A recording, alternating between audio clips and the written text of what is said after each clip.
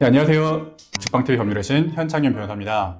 오늘은요, 제가 최근에 상담했던 사례인데 여러분과 공유하고 싶어서 이 사례를 가지고 왔습니다. 이분 같은 경우에는 최근에 아파트를 매수했는데 오래된 구축이었지만 처음 내 집을 마련해서 얼마나 기쁘셨겠어요. 이 부푼 마음에 이사까지 완료했는데 갑자기 관리실에서 연락이 왔대요. 이 밀린 관리비 내라는 거죠. 관리비가 근데 무려 700만 원. 이 놀라 쓰러질 뻔했다고 합니다. 갑자기 700만 원이나 된다고 하니까 정말 예산보다 한참 더 나오는 상황이 너무 억울하고 당황스러우셨다고 해요. 이 밀린 관리비 어떻게 해야 되는 겁니까? 자, 이런 경우가 생각보다 자주 발생합니다. 매매를 할 때도 발생하지만 특히 경매를 하실 때 예상보다 고액의 관리비를 청구하는 경우가 있어서 특히 주의를 하셔야 됩니다. 만약에 임대인이 파산하거나 해서 경매가 진행되면 임차인은 어떻겠어요?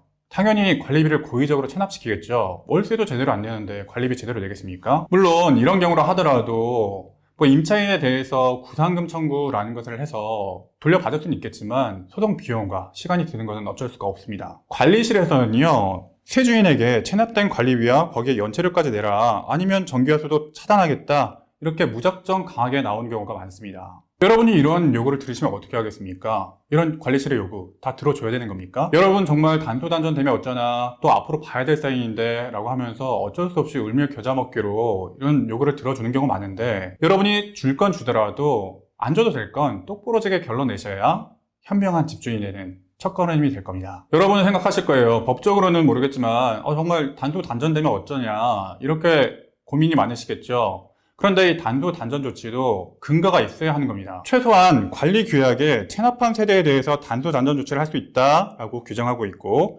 서면 통지 등 절차를 거치고 거기에 모든 상황을 종합해서 위법성이 없어야 비로소 가능한 거예요. 근거 없이 무작정 단소단전하면 이거 엄연히 불법입니다. 관리실 입장에서는요, 이런 극단적인 조치가 아니라 지급명령이나 소액사건 소송 같은 이런 법적인 조치를 거치셔야 되지, 함부로 이런 단소단전 조치하시면 정말로 여러분이 처벌받으실 수도 있어요. 그러면 이제 본격적으로 여러분이 관리비 중에서 걸러내셔야 될 항목 제가 설명해 드리겠습니다. 그런데 관리비 내역이 뭔가 700만 원이나 되는 고액의 관리비를 청구하는 것 치고는 굉장히 허전합니다. 관리비 청구서가 이런 식이면 곤란하죠. 이건 낼 수가 없죠.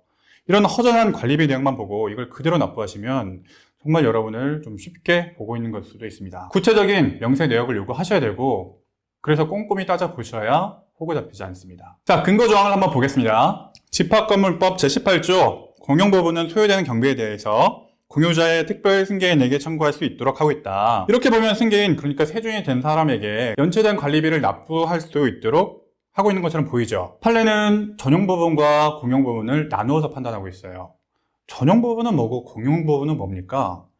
쉽게 말해서 전용부분은 여러분이 독립적으로 사용하는 공간 이고요. 공용부분은 주차장이나 단지 내 시설같이 함께 같이 쓰는 공간이에요. 판례는 이 공용부분에 대해서는 관리비가 승계되지만 전용부분에 대해서는 아니란다 라고 하고 있는 거예요. 그래서 여러분이 관리비 청구서를 받게 되면 얼마까지가 공용부분에 대한 청구인지, 전용부분에 대한 청구는 없는지 확인하고 걸러내셔야 됩니다. 구체적으로 설명드리면 승계되는 부분은 공용부분에서 아파트 청소비, 승강기 유지 보수비, 소독비, 오물관리비에 대한 관리비, 이런 거예요.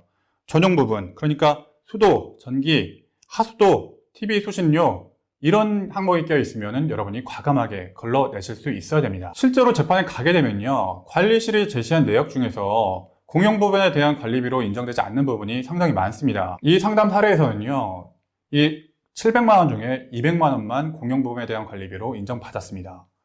이 세주인 입장에서는 500만 원 굳은 거죠. 특히 소형 단지나 오피스텔 관리실, 이런 경우 관리 허점이 있는 경우가 많은 것도 사실이에요. 관리실도 이런 점을 알고 있기 때문에 소송 전까지 자신들이 어떤 자료를 갖고 있는지, 어떤 거에 좀 부실하게 되어 있는지 잘 안 알려주려고 해요. 이건 사실 잘못된 관리 관행인 거죠. 그래서 우선 관리비가 정확히 어디에 관한 관리비인지 내역을 확인하는 것이 가장 중요합니다. 이 관리비 확인 작업은 매수 전에 경매 전부터 꼼꼼하게 확인을 하셔야 되겠죠.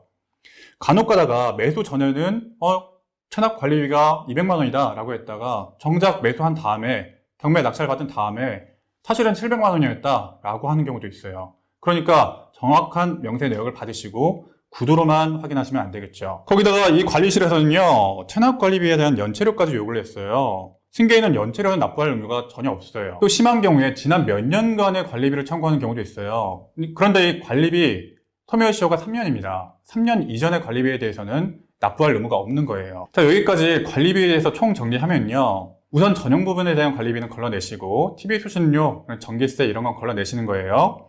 연체료 걸러내시고 3년 이전의 관리비 모두 걸러내셔야 합니다. 무엇보다 매수나 경매 전에 정확한 관리비 내역을 확인하시는 게 필수라는 점 잊지 마시기 바랍니다. 관리자분들도요. 역시 불필요한 소송을 피하기 위해서 관리비 내역이 꼼꼼히 구분되어서 정리되고 있는지, 장기 체납당 관리비는 없는지 주기적으로 확인해 주시기 바랍니다. 자, 이분 같은 경우에는 총 700만 원 중에 500만 원을 걸러냈어요. 200만 원만 납부하신 거죠. 자, 이런 사례가 종종 있습니다. 여러분은 어떤 사례가 있었는지 한번 의견을 남겨주시면 제가 한번 살펴드리겠습니다. 오늘 영상이 도움이 되셨다면 구독과 좋아요 부탁합니다. 여기까지 직방TV 법률의 신 현창윤 변호사였습니다. 감사합니다.